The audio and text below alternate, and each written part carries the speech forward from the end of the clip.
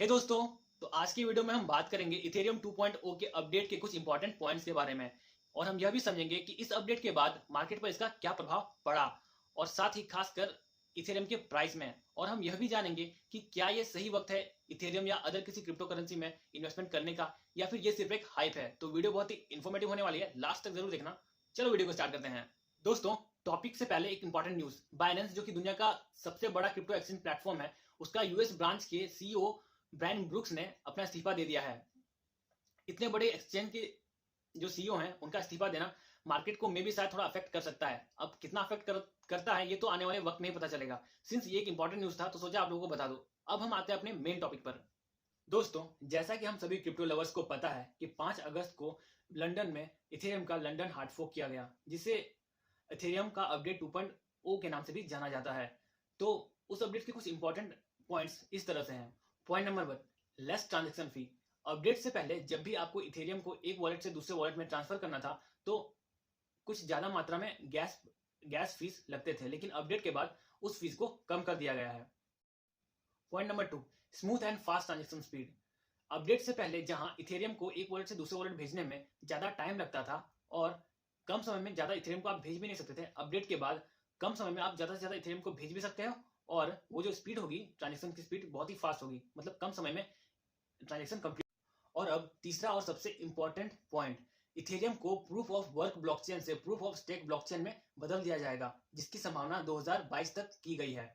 इस अपडेट से Ethereum mining में ऊर्जा की खपत कम होगी, अर्थात बिजली की जो उपयोगिता है वो घट जाएगी, जिससे कार्बन का एमिशन भी घट जाएगा और पर्यावरण को प्रतिकूल प्रभाव भी नहीं सहना पड़ेगा, मतलब इन्वायरमेंट हमारा शुद्ध ही रहेगा। ये बहुत ही इंपॉर्टेंट पॉइंट है। तो दोस्तों, ये थे कुछ इंपॉर्टेंट पॉइंट्स अपडेट के रिगार्डिंग। तो अब हम ये देखते हैं कि इस अपडेट के कारण मार्केट पर इसका क्या असर हुआ है। तो चलिए चार्ट की ओर चलते हैं। तो दोस्तों, ये है फियर एंड ग्रीड का इंडेक्स। यहाँ से हमें पता चलेगा मार्केट का सेंटिमेंट्स, बायर्स कितने हैवी हैं या फिर सेलर्स कितने हैवी हैं, या कौन ज़्यादा हावी है एक दूसरे के ऊपर। तो यहाँ पर हम देख सकते हैं आज के टाइम में ग्रीड लेवल 65 शो कर रहा है और कल जो ग्रीड लेवल था वो 74 था है। मतलब यहाँ पे सेलर्स थोड़े बहुत एक्टिव हुए हैं, खरीदारी कम और बेचा ज़्यादा गया है। तो मतलब इससे हमें मोटा मोटी ये पता चल रहा है कि आज के टाइम में मार्केट कल के मुकाबले डाउन गया है। अब हम सीधा कॉइन मार्केट कैप की ओर चलते हैं और कॉइन के सेंटिमेंट्स को देखते हैं। यहाँ पर हमें इथेरियम के बारे में दिख रहा है कि पिछले 24 घंटे में इसने लगभग 5% का डाउन ट्रेंड मारा है, मतलब डाउन गया है मार्केट। और 24 घंटे का सबसे इसका जो लोएस्ट इसने बनाया है वो $2,901 के करीब है, और जो इसने हाईएस्ट लेवल बनाया पिछले 24 घंटे में वो है 3,184। लगभग 200 से 300 रुपये के हमें यहाँ पे जो है एक डिफरेंस देखने को, सॉरी 200 से $300 का डिफरेंस हमें देखने को मिल रहा है। और करंट रेट अगर हम देखें तो ये लगभग $2,958 का हमें शो कर रहा है। और अगर हम इसकी मार्केट कैपिटलाइजेशन की बात करें तो इसने भी लगभग 5.14% का डाउन दिया है। और वॉल्यूम तो इसका जो ट्रेड वॉल्यूम है पिछले 24 घंटे में 16.34% तक घटा है। मतलब बाइंग सेलिंग में सेलर्स ने ज़्यादा इस मार्केट में सेलिंग करी है। और ये देखिए, ये 1 डे का एक तरह से प्राइस चार्ट हम देख सकते हैं। यहाँ पे एक साफ तौर पे हमें दिख रहा है कि मार्केट किस तरीके से डाउन गया है, मतलब सेलर्स ने हैवली सेलिंग करी है। और जो हमने फियर एंड ग्रीड का इंडेक्स देखा था तो उसमें भी हमें हम साफ तौर पर देख सकते हैं कि कल का जो ग्रीड लेवल था वो 74 था। मतलब लोगों को ऐसा लगा कि अब यहाँ पे अब इसको बेचकर मुनाफा कमाना ही ज़रूरी है। तो वैसा ही सेम सिनारियो हमें देखने को आज मिला। अच्छी खासी यहाँ पे सेलिंग की गई और मार्केट डाउन चला गया। और अब हम सीधा अपने थोड़ा सा बहुत कैंडल चार्ट को देख लेते हैं, उससे भी समझ लेते हैं कि अब नेक्स्ट अगर मार्केट ने डाउन ट्रेंड मारा है तो नेक्स्ट सपोर्ट कहाँ पे बनाएगा और क्या फिर से कोई बाइंग अपॉर्चुनिटीज़ हमें मिल सकती है। तो चलिए देखते हैं। ये है इथेरियम का मेरा ट्रेडिंग व्यू का अकाउंट है। वहाँ पे हम अभी देखेंगे इथेरियम यूएसडी का ये प्राइस चार्ट है और 1 डे का चार्ट हम देख रहे हैं। 1 डे टाइम फ्रेम है इसका। ओके, तो यहाँ पर मैंने RSI का भी यूज़ किया है, 60/40 का मैंने बेस यूज़ किया है। एंड यहाँ पर आप देख सकते हो कि कल का जो डेट है उसमें जो RSI का पॉइंट है उसने 80 को टच कर लिया। और हमें पता है कि RSI में अगर ये 60 को क्रॉस करता है तो यहाँ पे एक स्ट्रॉन्ग बाइंग सिग्नल का हमें एक सिनारियो देखने को मिलता है, जो कि यहाँ पे देखिए हमें देखने को यहाँ पे मिला है। और अच्छी खासी बाइंग यहाँ पे करी गई है। और 5 तारीख को तो आपको पता ही है कि लंदन हार्ड फोर्क हुआ था, उसके बाद फिर से इथेरियम का जो प्राइस है वो हाई पे गया, मतलब हाई चला गया। एंड देन यहाँ पर काम आया, पहला तो RSI ने हमें यहाँ पे बता दिया कि 80 पॉइंट को छू लिया है, तो मतलब यहाँ पर एक ओवरबॉट हो चुका है, मतलब मार्केट को ज़रूरत से ज़्यादा खरीदा जा चुका है। अब यहाँ पे बिकवाली स्टार्ट हो सकती है और यहाँ पर ऐसा ही कुछ हुआ, मार्केट फिर से डाउन।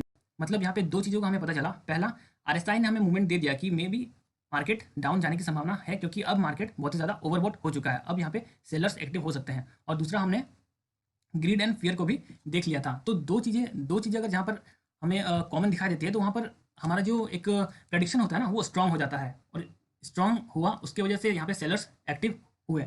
अब ये हमें बता रहा है कि मार्केट तो ऐसे डाउन है, तो अब हमें देखना है कि मार्केट अगर डाउन जा रहा है तो अब कौन से लेवल को एज अ सपोर्ट बनाएगा। तो मैंने एक यहाँ पे सपोर्ट लाइन ऑलरेडी ड्रॉ कर दिया है। मुझे लगता है कि नेक्स्ट सपोर्ट लेवल यहाँ ये इसे बना सकता है। अब क्यों, तो चलिए वो भी देख लेते हैं। ये 1 डे का टाइम फ्रेम है। यहाँ पर देख सकते हैं आप, मार्केट यहाँ तक गया। ओके, मार्केट यहाँ तक गया था, एंड देन कल इसने फिर से डाउन ट्रेंड मूवमेंट शो करा। एंड यहाँ पर देख सकते हो कि इसी पॉइंट को 25 में और ये है 27 में, और फिर से अगर हम देखें तो 3 जून और 4 जून को इसी पॉइंट में एक स्ट्रॉन्ग रेसिस्टेंस देखने को मिला। मतलब लगभग 4 बार इस प्राइस में रेसिस्टेंस शो किया इथेरियम के मार्केट ने, और इसी रेसिस्टेंस को मुझे लगता है जहाँ तक कि नेक्स्ट सपोर्ट ये एज अ सपोर्ट की तरह इसे मानने वाला है। एंड देन फिर मार्केट यहाँ से अप जाने की संभावना है, बिकॉज कोई नेगेटिव ऐसी कोई न्यूज़ नहीं है क्रिप्टो में अभी फिलहाल कि क्रिप्टो करेंसी में किसी तरीके से हमें डाउन ट्रेंड स्ट्रॉन्ग दिखाई दे। तो मे बी ये बस एक वो ग्रीड लेवल जो चला गया था बहुत हाई तक, उसमें जो जो भी बायर्स से सेलर्स हैं उनको जो मतलब प्रॉफिट दिखा, उन्होंने वो सिर्फ उसी चीज़ को बुक करने के लिए उन्होंने सेलिंग वगैरह करी है। और नेक्स्ट सपोर्ट लेवल अब ये इससे मुझे लगता है बनाएगा।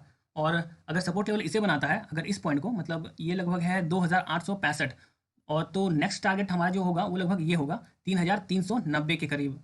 मैं टारगेट भी यहाँ पे रख देता हूँ। अगर ये टारगेट को टच करता है, देन हमारा नेक्स्ट टारगेट जो होगा वो 3595 का होगा।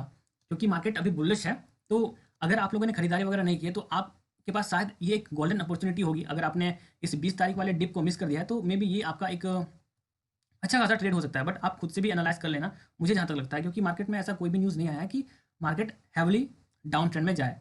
तो आज की वीडियो में बस इतना ही। आपको ये वीडियो पसंद आया हो तो इसे एक लाइक जरूर कर दीजिएगा। कमेंट में हमें जरूर बताना कि वीडियो आपको कैसे लगी, और अगर आपको ऐसे ही क्रिप्टो मार्केट से रिलेटेड न्यूज़ के बारे में, अपडेट्स के बारे में जानना है, तो हमारे चैनल को सब्सक्राइब कर सकते हो। Thanks for watching.